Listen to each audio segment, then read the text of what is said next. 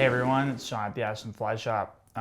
Today we're going to tie the Chubby Chernobyl, which happens to be one of the ugliest flies, but also one of the most effective flies for fishing the salmon fly hatch, any stone fly hatch really, and you could even use it as a hopper imitation. It doesn't really look like anything, so it's kind of a great all-around attractor dry fly. So to get going here, we've got a TMC 5262 in the Vise. With some Vise 50D. I use 50D for pretty much everything. So yeah, I'm just gonna get a base of thread going.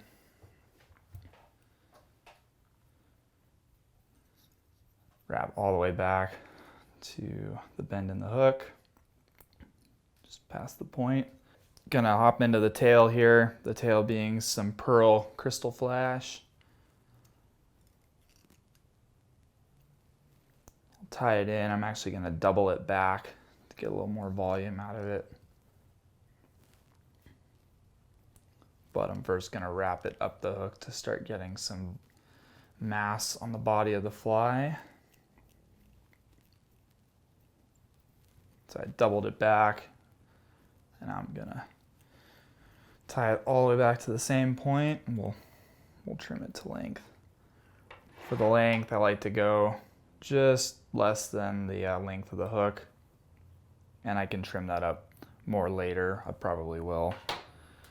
All right, once we get that tied in, we're actually going to wrap some foam underneath the body of the fly to give it a little more flotation, but really just giving it some extra mass.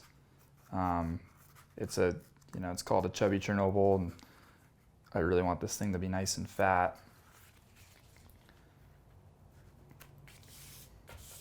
So I'm just cutting off a little bit of small foam, and I'm gonna just wrap this up. And it's orange just because I'm gonna do a golden stone color, and I want this to kind of match the color of the body that I'm putting down. Just gonna tie this in.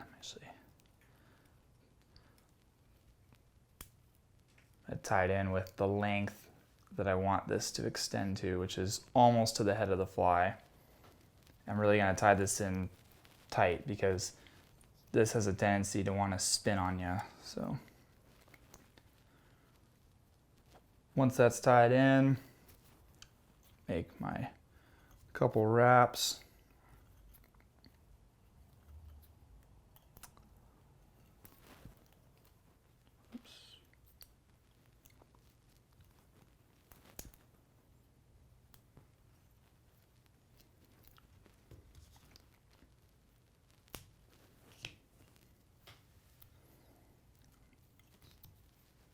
I'm just going to wrap back over the foam to kind of compress it a little bit. Don't do it too much because you'll take the air out of the foam, but just enough. All right, I'm going to do one coat of dubbing, which is just some orange ice dub back to the back of the fly. And I'm just twisting this onto the thread. You don't need to get everything on the way back. I'm just kind of getting a preliminary layer of it on there.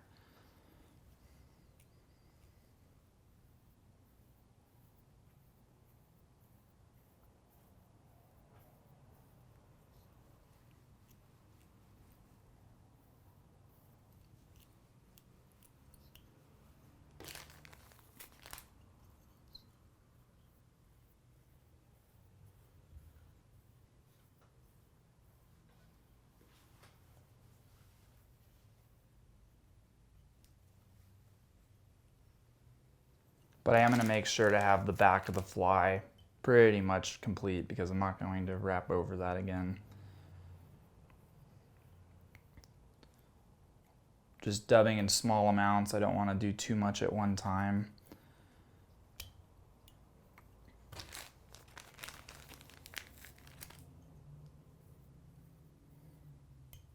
And then I'm going to bring it about a quarter way up the body that we made with the foam. And that's where our first tie-in point for our top piece of foam will be.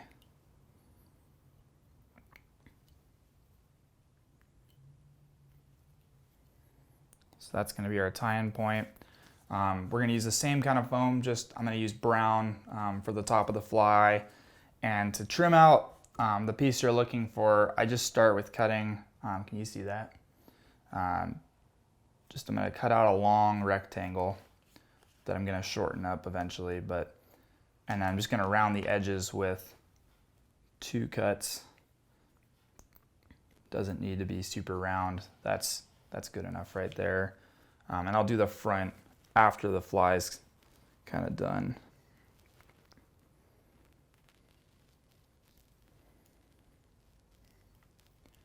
I like to make sure that my thread is gonna seat nice and straight, like it's not at a diagonal,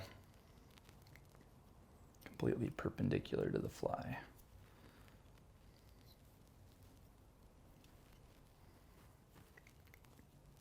All right. Since I'm using 50D, it can cut that foam, so watch out for that. Now I'm gonna tie in my my wing. For this, I'm gonna use just a pear post wing in like a Norm Wood special color. You can do this with white as well. White works great. This is just what I'm using for this fly in particular. I went a little excessive on the pear post. Give yourself enough to work with. We're gonna trim it at the end. So I'm just tying it in on top, making a V just like that. This pear post is a little skimpy. I'm gonna add a little bit to it.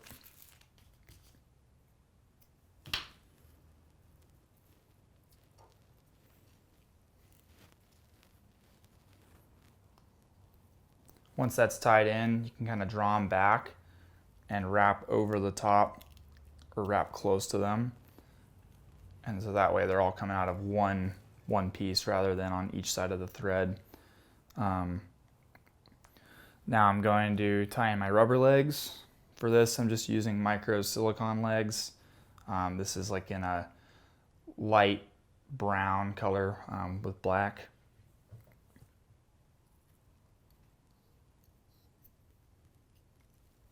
And I'm tying them in on just each side. And the way I'll do this is I'm going to tie it in on my side first, just below where the foam is tied in. And then I'm just going to loop it back, tie it in on the other side. And then you can kind of play around with them when the thread's still kind of loose.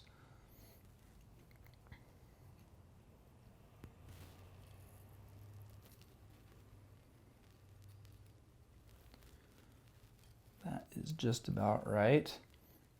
And then the last thing for each little station of this pattern is to just dub over what you just did. Throwing a little more orange ice dub. And this also kind of helps split the legs so that they don't end up being in the same or pointing in the same direction.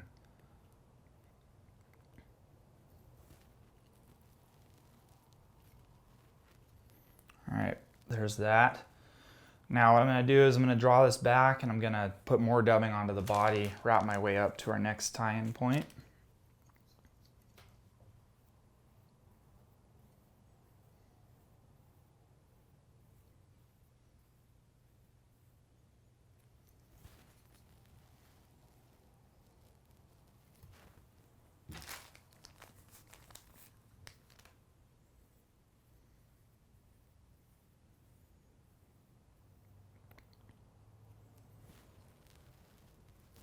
You could try this with a dubbing loop too, but I find that twisting it on allows me to just kind of decide how much material I want to add to this.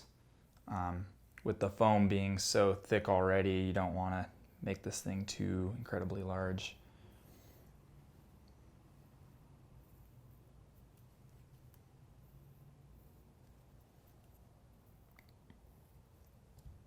It's looking pretty good.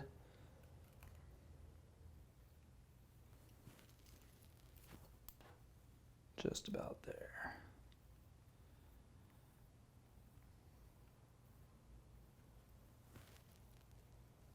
Just dubbing around the head of the fly.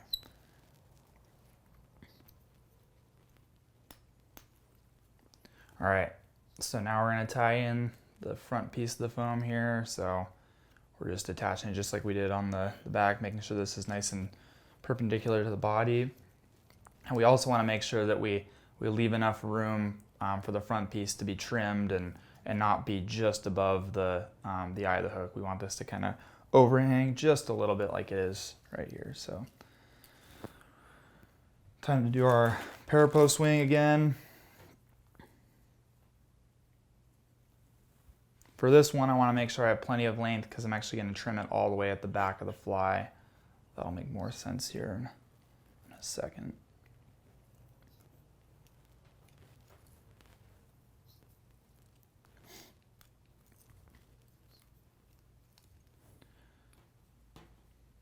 Same thing for our legs.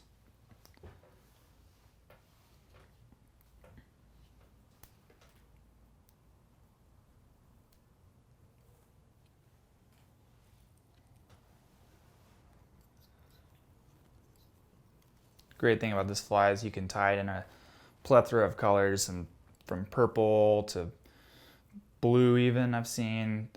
My favorite are a golden stone color like this one, and purple seem to do really good. All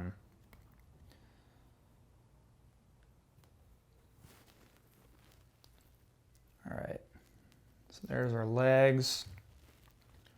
Time to do our final set of dubbing here.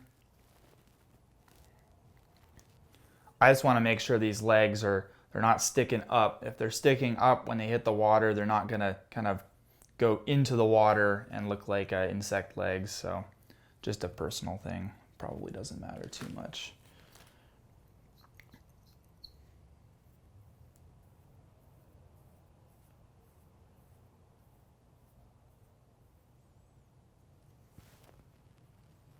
I'm gonna draw everything back. Make sure I have both sides of those legs. Do a couple turns of dubbing.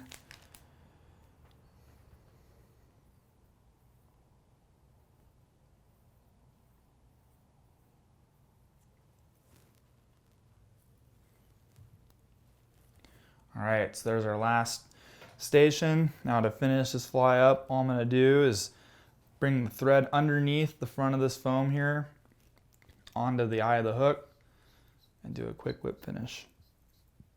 I'm just gonna draw everything back again and do like a 4-turn whip finish, should be plenty.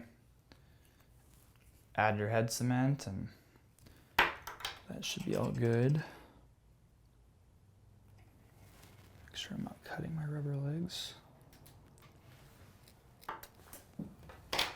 All right, now you've got a mess of rubber, synthetic materials, and what do you do with it? So the first thing I like to do is take this top parapost wing, and I'm just gonna pull both of them back simultaneously and trim it just about at the end of the flash, just a little before it. I'm just gonna do a quick snip, so that gives me the length I want.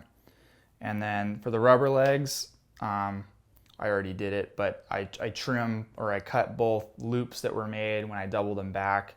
And then all that's left is to cut these to length. Now, a lot of people kind of tend to make the legs short on these. I kind of keep them pretty long. I want to make sure they're roughly the same length.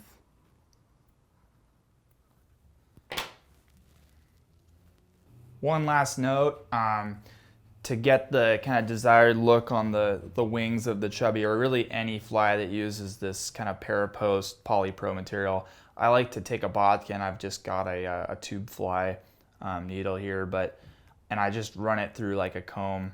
And what this helps do is it kind of brings all those fibers into one piece rather than like kind of two separate pieces, because we tied, you know, a V together essentially. So this kind of mixes that together, fluffs it up a bit, and yeah, it kind of gives you that look that you're looking for, instead of kind of a weird skinny wing. This way it's nice and bushy. But anyway, there's the Chubby Chernobyl.